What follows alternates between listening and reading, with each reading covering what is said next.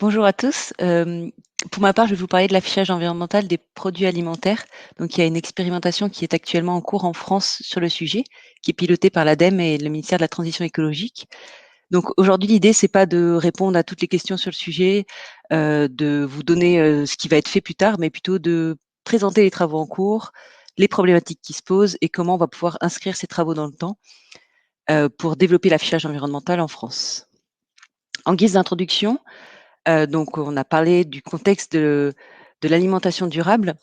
Il existe des multiples leviers d'action pour réduire les impacts environnementaux de l'alimentation. Ça peut aussi bien reposer sur, l'impact des modes de production, de transformation, de distribution et cetera, et également sur les comportements alimentaires. Sachant que l'évolution des consommations, potentiellement, ça pourrait induire des bénéfices environnementaux qui sont assez significatifs, mais on a de nombreux travaux qui montrent que ces changements, ils sont difficiles à mettre en œuvre. Donc, on a des pratiques alimentaires aujourd'hui qui sont très ancrées dans les goûts, dans les préférences des individus. Du coup, on a des évolutions de ces pratiques alimentaires qui ont tendance à être lentes et qui sont déterminées par de nombreux facteurs qui sont aussi bien économiques, sociaux, culturels, etc. Dans tous les cas, on a une condition qui est nécessaire à ces changements, c'est de pouvoir être informé, donc être bien informé des impacts environnementaux des produits alimentaires. Et c'est dans ce cadre que s'inscrit l'affichage environnemental qu'on pourrait définir comme toute démarche qui vise à transmettre aux consommateurs qui sont en situation de choix ou d'achat alimentaire des informations sur les caractéristiques environnementales des produits qui sont sur le marché. Donc aujourd'hui, je vais vous parler déjà du contexte dans lequel s'inscrit cette expérimentation, des enjeux, des objectifs, du cadre réglementaire qui l'encadre. Et après, je vais plutôt parler du déroulé concret de l'expérimentation avec son protocole et faire un petit focus sur les différentes problématiques qui se posent à nous. Donc pour ce qui est du contexte, il faut savoir qu'aujourd'hui, la question environnementale, elle est de plus en plus perçue comme importante par les consommateurs et pourtant, c'est une volonté qui a du mal à se traduire en acte d'achat. Notamment parce qu'on a d'autres facteurs qui peuvent être plus prioritaires, par exemple le prix ou les goûts, alimentaires de chacun. On manque d'une information qui est claire et synthétique. Aujourd'hui, sur les produits alimentaires, on a beaucoup d'informations, on a l'origine et cetera, mais on n'a pas quelque chose qui donne quelque chose de global forcément pour le consommateur. Et c'est un sujet qui est complexe, pour lequel le consommateur n'est pas forcément, assez outillé de nos jours. Donc, ce qu'on observe depuis quelques années, c'est qu'on a une demande qui est croissante des consommateurs pour plus de transparence, sur les caractéristiques de leurs produits et notamment les caractéristiques environnementales des produits. Pourtant, c'est pas un sujet qui est tout à fait nouveau, parce qu'on a des travaux qui sont engagés depuis une dizaine d'années, un peu plus d'une dizaine d'années, notamment suite au Grenelle de l'environnement de 2009. Donc aujourd'hui, on a de nombreuses connaissances qui sont disponibles, notamment via des bases de données environnementales qui n'étaient pas forcément disponibles, il y a une dizaine d'années, des publications scientifiques et cetera. Donc on commence à avoir pas mal de choses et de pouvoir se dire qu'on est capable en France aujourd'hui d'avancer un peu plus loin vers l'affichage environnemental.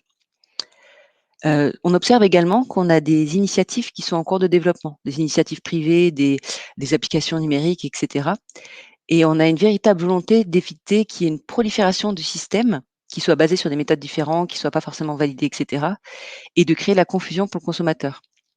Donc l'idée, ça serait de construire un cadre collectif qui soit transparent et qui aide notamment à renforcer la confiance des consommateurs. Ce sont des travaux qui bénéficient d'un portage politique assez fort et d'un calendrier très contraint. Donc on a eu des annonces présidentielles, ministérielles sur le sujet. C'est une des mesures de la Convention citoyenne pour le climat. C'est inscrit dans le projet de loi, climat et résilience dont je parlais un petit peu tout à l'heure. Donc on a vraiment un contexte, qui est, au plein cœur de l'actualité. L'idée aujourd'hui, c'est de construire une vision collective qui soit au service de la société civile et des politiques publiques. On va avoir des choix techniques à faire, qui sont par exemple identifier les meilleures sources de données, mais également d'autres choix qui sont plus d'ordre politique. Par exemple, quelle importance donner à certains enjeux par rapport à d'autres. Donc l'idée, ça va être d'articuler ces connaissances techniques avec des choix politiques à faire. Les travaux qu'on mène actuellement ne prétendent pas résoudre tout et vont devoir s'inscrire dans le temps. L'idée, c'est d'essayer d'aller le plus loin possible dans les préconisations aujourd'hui.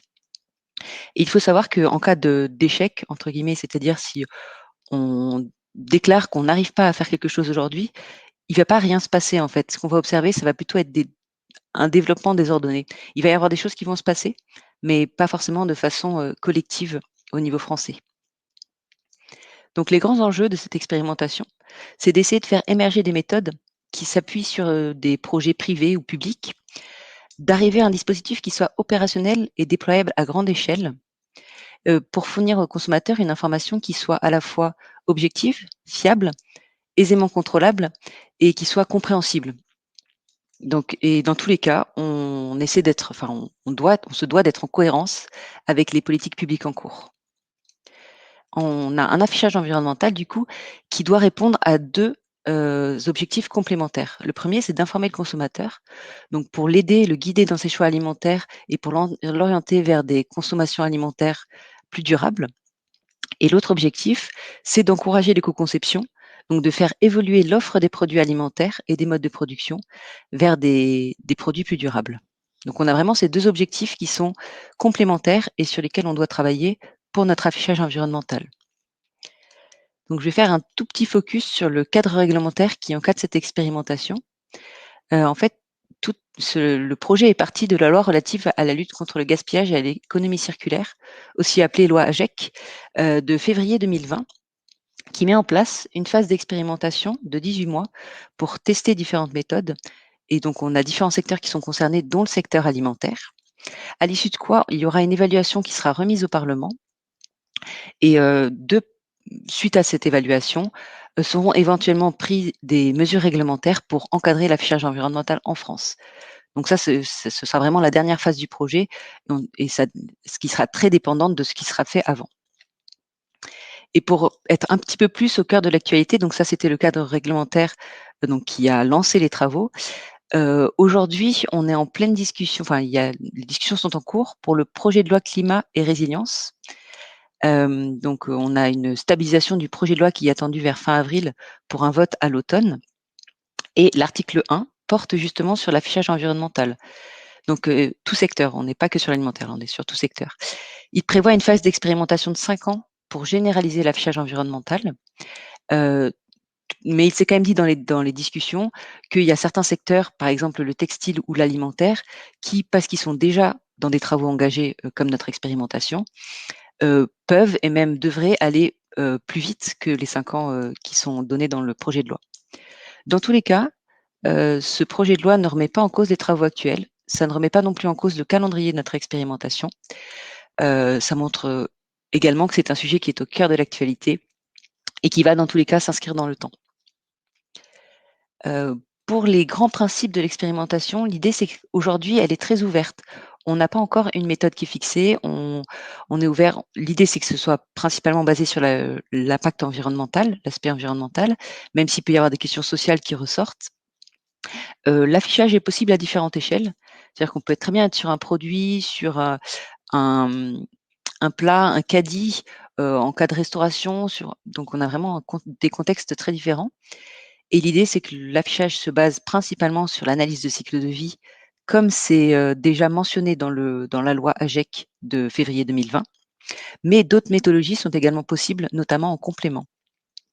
L'expérimentation, elle se veut également transparente. L'idée, c'est de reposer sur des méthodes qui soient précisément décrites et ouvertes. Et aujourd'hui, l'idée, du coup, c'est de définir quels seraient les meilleurs dispositifs possibles en l'état actuel des connaissances et éclairer les décideurs politiques pour voir ce qu'on est capable de faire aujourd'hui. Donc maintenant, je vous ai décrit globalement le contexte. Je vais rentrer un peu plus dans le détail sur comment on l'amène cette expérimentation et à quelles questions on se confronte, à quelles questions il va falloir répondre dans les mois, voire années à venir. Donc pour ce qui est de la gouvernance, il y a différentes instances qui pilotent cette expérimentation. Tout d'abord, on a le comité de pilotage qui est l'instance décisionnaire. Donc c'est ce groupe qui va orchestrer tous les travaux, qui va prendre les décisions et qui va coordonner toutes les expérimentations. Il est composé de représentants du ministère de la Transition écologique, de l'ADEME, du ministère de l'Agriculture et de l'Alimentation et du ministère de l'Économie et des Finances. On a également une personne de l'INRAE qui est représentant du conseil scientifique. Du coup, le conseil scientifique, c'est une instance qui est indépendante, qui est composée de chercheurs d'organismes académiques publics, donc ils sont une douzaine, Et eux, ils apportent leurs avis sur tous les travaux qui sont menés, donc aussi bien les projets d'expérimentation que tous les autres travaux complémentaires qui pourront être menés, et ils rédigeront à la fin un rapport final indépendant sur lequel on pourra s'appuyer pour le rapport, global. Donc c'est vraiment une position d'instance qui est instance scientifique indépendante. Enfin, on a le comité des partenaires qui est une instance plus large, une instance de concertation qui réunit, tous les acteurs, toutes les parties prenantes du secteur. Donc on va avoir des représentants de l'industrie, de la distribution, des ONG, des applications numériques, et cetera. Donc on a vraiment l'idée, c'est d'avoir vraiment, les parties prenantes du secteur et de les informer, de les tenir au courant, mais également de recueillir leurs avis sur les différents travaux. Donc c'est un comité, d'une soixantaine de personnes qui se réunit environ tous les 4 mois. Et on a un dernier groupe, ce qu'on appelle les groupes transversaux, qui sont constitués en fonction des besoins et sur initiative du comité de pilotage, et qui sont des groupes de travail d'experts qui vont réfléchir à des sujets spécifiques. Donc aujourd'hui, on a un groupe de travail qui réfléchit aux indicateurs et aux méthodes de calcul qui peuvent être mis en place pour l'affichage environnemental. Et on constituera dans les semaines à venir éventuellement un ou d'autres groupes transversaux en fonction des besoins. L'expérimentation, elle est menée sur 2 volets. Un volet qu'on dit expérimental, donc qui se fait via un appel à projet qui a été lancé, qui permet à tout acteur du secteur de contribuer, via des études consommateurs qui vont être mises en place, dans les semaines à venir avec des protocoles spécifiques et qui permettront de faire des mesures d'impact. Et enfin, un volet expertise, donc qui repose sur les groupes, transversaux dont je viens de parler et également sur les travaux du conseil scientifique. Donc, qui va réfléchir à différents sujets tels que quels indicateurs, quel format mettre en place, quels sont les moyens, et cetera. Donc voici assez schématiquement la gouvernance de ce projet. Pour ce qui est du calendrier, donc les travaux ont été initiés en février 2020 par la loi AGEC dont j'ai parlé tout à l'heure. Et donc on a un calendrier qui est très contraint, vu que la loi nous donne 18 mois pour mener à bien tous ces travaux. Donc les premiers mois ont servi à constituer la gouvernance que je viens de vous décrire. Ensuite, en septembre, on a lancé l'appel à candidature pour les projets, donc qui était ouvert du coup de début septembre jusqu'à au 15 mars 2021. Donc les éventuels porteurs de projets ont eu tout ce laps de temps pour déposer leur dossier. En septembre 2021, on a également mis en place le groupe de travail indicateur, donc qui travaille depuis, qui réfléchit depuis au sujet sur les indicateurs. Et tous les travaux du coup devront s'arrêter en juin 2021. Donc aussi bien, les projets d'expérimentation que les travaux des groupes de travail, que les études consommateurs qu'on va mettre en place là dans les mois à venir. Tout ça pour pouvoir remettre le rapport final au Parlement à l'automne 2021, donc suite à tous ces travaux. Donc je vais faire un petit focus sur les projets. L'idée, c'est de proposer à toute structure du secteur, donc petite structure, grande structure, public, privé, vraiment tout acteur qui le souhaite, de proposer et de tester un dispositif d'affichage environnemental. Donc ça peut porter sur des produits, sur des catégories de produits. L'idée, c'est que ça s'appuie principalement sur la CV, mais pas forcément uniquement. Et que tous ces projets, ce sont des projets qui sont volontaires. L'idée pour, nous, c'est que ces projets contribuent à apporter un éclairage sur un ou plusieurs des sujets suivants, donc les indicateurs et les méthodes de calcul, les formats d'affichage, les modalités de mise en œuvre ou, les effets, l'impact des dispositifs sur les populations cibles. Donc par population cible, on entend les consommateurs, mais également les entreprises, qui vont mettre en place l'affichage, qui sont également concernées. Donc aujourd'hui, on a reçu 19 projets. Donc à la fin de la période de dépôt des candidatures, on a reçu 19 projets qui viennent de structures qui sont très variées. Donc par exemple, on a des distributeurs, des applications, une plateforme de vente en ligne, des fédérations sectorielles, de la restauration collective, des étudiants, des cabinets de conseil. Donc vraiment des structures variées, qui représentent pas mal une grande diversité des acteurs du milieu, qui leur dispositif repose sur des méthodologies qui sont différentes également. Donc, il y a un projet qui ne se repose pas sur la CV, mais qui étudie comment faire le parallèle avec cette méthode. On a, la plupart des projets du coup qui reposent sur l'analyse de cycle de vie, mais certains vont coupler à d'autres indicateurs, d'autres non. Certains vont utiliser des données qui sont, issues de bases de données, donc beaucoup plus génériques. D'autres vont se baser sur des données qui sont calculées spécifiquement par l'entreprise, donc plus spécifiques. Donc ce qui fait qu'on a un panorama assez large de choses différentes à tester, ce qui va nous mener à des choses intéressantes pour le bilan final. Et on a certains de ces projets qui vont prévoir une phase de test auprès des consommateurs, donc qui va également nous apporter des éléments intéressants. Donc maintenant, je vais vous parler un petit peu plus des problématiques, qui se posent à nous, donc notamment via les indicateurs et via les formats. Donc pour les questions d'indicateurs, donc je vous parle d'ACV depuis tout à l'heure, donc d'analyse de cycle de vie, et ça me semblait important de repréciser pourquoi j'en parle et pourquoi on parle de cette méthode.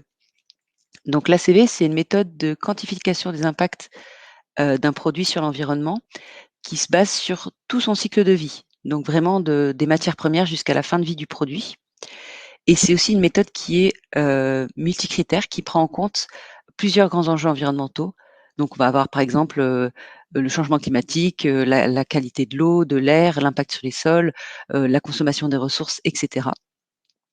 Et la méthode européenne propose également ce qu'on appelle le single score. Donc, c'est un score qui va agréger ces différents indicateurs, ces différents grands critères environnementaux en un score unique. Aujourd'hui, c'est une méthode qui est reconnue et utilisée à l'échelle internationale, et elle est recommandée car c'est la seule méthode, d'évaluation environnementale qui soit à la fois normée, multicritère et multi-étapes, et qui soit applicable à tous les secteurs, économiques. Donc là, on parle de l'alimentation, mais du coup, c'est une méthode qui est également utilisée dans beaucoup d'autres secteurs. Donc aujourd'hui, elle est en quelque sorte incontournable pour l'évaluation des produits alimentaires, mais c'est pas pour ça qu'on prétend que ce soit une méthode parfaite. Elle prétend pas couvrir toutes les dimensions, toute la complexité du secteur alimentaire, et c'est de là que vient l'intérêt, voire éventuellement la nécessité d'utiliser des indicateurs complémentaires. Ça permettrait de compléter là où cette méthode, par exemple, ne prend pas en compte certains enjeux, ou pour lesquels, la méthodologie pour prendre en compte des enjeux, n'est pas tout à fait, robuste aujourd'hui, par exemple. Donc j'avais envie de vous expliquer un petit peu, parce qu'on n'a pas forcément ces notions, heu, une seule diapositive sur l'impact environnemental des aliments, comment on peut le caractériser un petit peu. Donc j'ai ici un graphique qui est issu d'une étude qui a été faite sur la base de données Agribalise. Aujourd'hui, la base de données Agribalise, c'est la base de données de référence, d'impact environnemental des produits alimentaires en France. Hem Et du coup, ce graphique, il montre 2 choses. Il montre déjà la hiérarchisation, pardon, entre les grandes catégories d'aliments. Donc on va retrouver des choses, heu, qui commencent à quand même être assez connues. Donc là où on a les plus grands impacts, sur les produits carnés, tels que le bœuf, l'agneau, et cetera. Et là, on va avoir des produits qui ont moindre impact, les fruits et légumes, les céréales, les légumineuses. Donc ça remontre cette hiérarchisation entre grandes catégories, et ça montre également l'impact par grandes étapes du cycle de vie.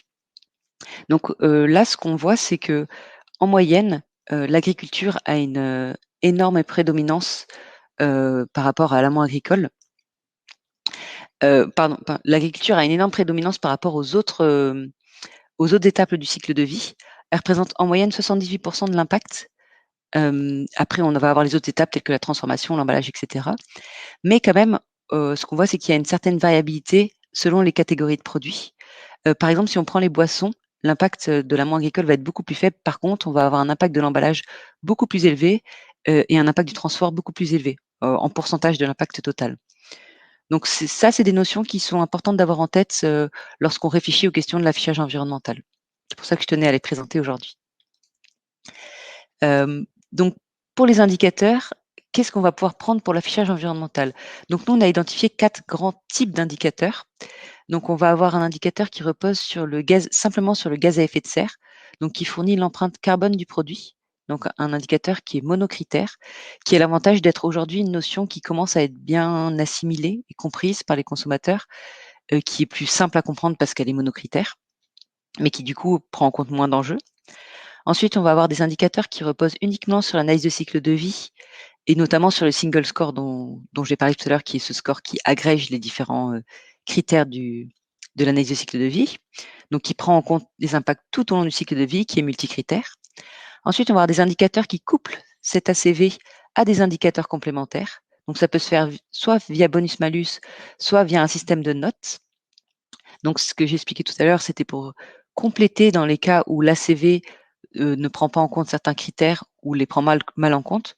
Donc par exemple, on peut dire que la biodiversité est pas prise en compte ou mal par l'ACV, donc on peut réfléchir à un indicateur complémentaire. Et enfin, il peut y avoir des indicateurs qui ne reposent pas sur l'analyse de cycle de vie et qui sont issus d'autres méthodes. Donc on réfléchit dans le cadre de l'expérimentation aux avantages et aux inconvénients de chaque indicateur. Et le groupe de travail qui réfléchit aux indicateurs s'oriente plutôt vers une méthode qui couple ACV et indicateurs complémentaires.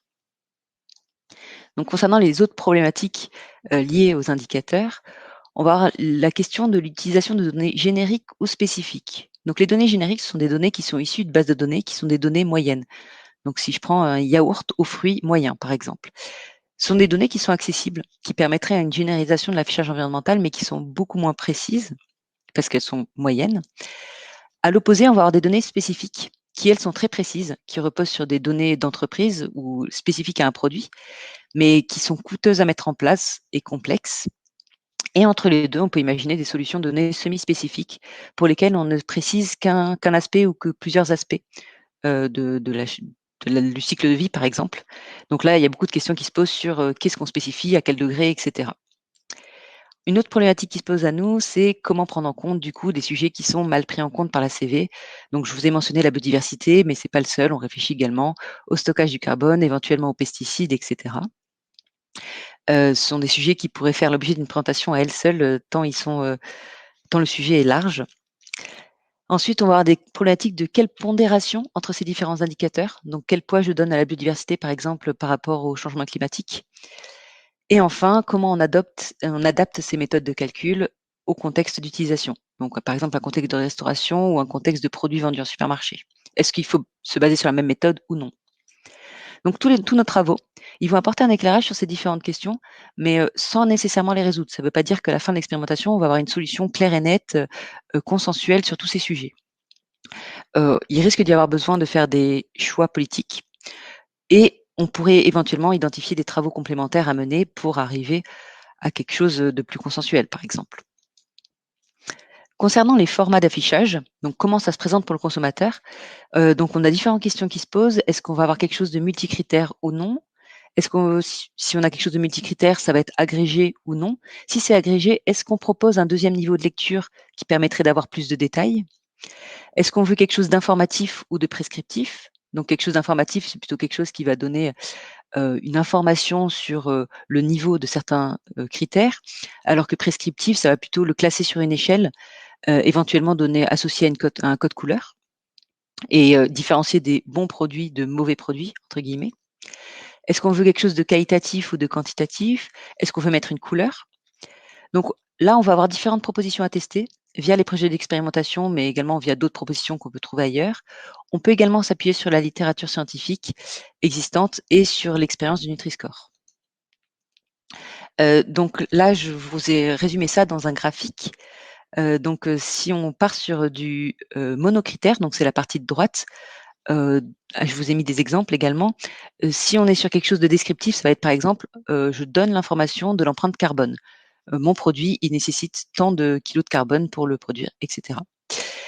Sur quelque chose de plus prescriptif, on va l'associer à un code couleur ou à une lettre, par exemple. Ce produit, il est faible, il a un impact carbone faible, on va lui mettre une couleur plutôt verte, ou plutôt rouge, au contraire, s'il a un impact carbone plutôt élevé. De l'autre côté, à gauche, du coup, lorsqu'on est sur quelque chose de multicritère, donc on va voir la première question, est-ce que c'est agrégé ou non? Et ensuite, la même question de est-ce que c'est descriptif et prescriptif? Donc là, vous voyez à la fois des exemples en nutrition et en environnement, parce que j'avais pas forcément des exemples partout. Si on prend, le agrégé, dans le cas où c'est agrégé, pour quelque chose de descriptif, on va donner par exemple un chiffre ou une valeur. Quelque chose de prescriptif, on l'associe à une échelle, du coup une couleur. C'est le cas du Nutri-Score, c'est le cas de l'EcoScore aujourd'hui, qui associe sur une échelle avec des lettres et les couleurs. Et dans le cas où c'est pas agrégé, du coup, on va avoir plusieurs critères avec, donc dans le cas descriptif, juste une information avec par exemple un chiffre et dans le cas prescriptif, de la même façon, associé à une échelle, éventuellement un code couleur. Donc on a différentes propositions à tester, on a beaucoup de questions Aujourd'hui, on n'a pas forcément la solution, mais on voit quand même qu'il y a pas mal d'options à tester et on peut se baser quand même sur les travaux existants, sur l'expérience du Nutri-Score. Donc tout ça, ça va être testé dans les mois à venir, via les projets d'expérimentation, via des études consommateurs et ça permettra d'éclairer les décideurs politiques, pour les décisions à prendre, heu, par la suite. Donc tout ça sera fait dans le bilan global de l'expérimentation qui sera réalisé par l'ADEME et le comité de pilotage. Avec l'aide de l'ensemble du comité de pilotage, on fera également appel à un prestataire pour nous appuyer sur ces travaux-là. Il prendra en compte, les résultats de tous les projets, des études complémentaires qui seront menées, des productions des groupes de travail, des conclusions du conseil scientifique, de tous les travaux qui ont pu être menés pendant cette période de 18 mois. Il pourra éventuellement être complété d'entretiens complémentaires, d'acteurs du secteur ou de parties prenantes, en fonction des intérêts et il sera remis au parlement à l'automne 2021. Donc l'enjeu ici, ce n'est plus de dire: «Est-ce qu'on est capable ou non de faire un affichage environnemental?» parce que cette expérimentation fait la preuve qu'on est capable aujourd'hui, de faire un affichage environnemental dans le secteur alimentaire, c'est possible. Donc c'est, une des choses que doit mettre en avant ce rapport final. À ce stade, on n'a aucun choix qui est arrêté, on n'a pas d'affichage officiel, aujourd'hui, la date où je vous parle, donc parfois il y a eu des confusions dans les médias. Non, aujourd'hui, il n'y a pas une méthode recommandée, par les ministères, par l'ADEME ou par, l'ensemble du comité de pilotage. On est encore dans une phase très ouverte. Ce qu'on observe, c'est que c'est difficile d'arriver à une méthode qui soit consensuelle. Donc, ce qu'il va falloir faire, c'est identifier toutes les problématiques, les avantages, les inconvénients de chaque point de vue. Tout ça pour éclairer les décideurs politiques, pour prendre des décisions et éventuellement prévoir des travaux complémentaires qui seraient nécessaires. Dans tous les cas, ce sont des travaux qui vont se poursuivre dans le temps, même si, dans les mois à venir, on dit: «On arrive à la méthode qui nous convient», cette méthode, elle pourra être améliorable dans le temps. Donc dans tous les cas, c'est vraiment pas un sujet qui va s'arrêter du jour au lendemain et il y a la possibilité de mettre en place une gouvernance spécifique au sujet de l'affichage environnemental pour suivre ce sujet, pour suivre comment il va évoluer et comment il va pouvoir se développer dans les années à venir. Donc voilà ce que je voulais vous dire sur le projet qui va avancer encore dans le temps et qui devrait, du coup, on devrait avoir plus d'informations dans les mois à venir sur toutes ces problématiques. Merci de votre attention.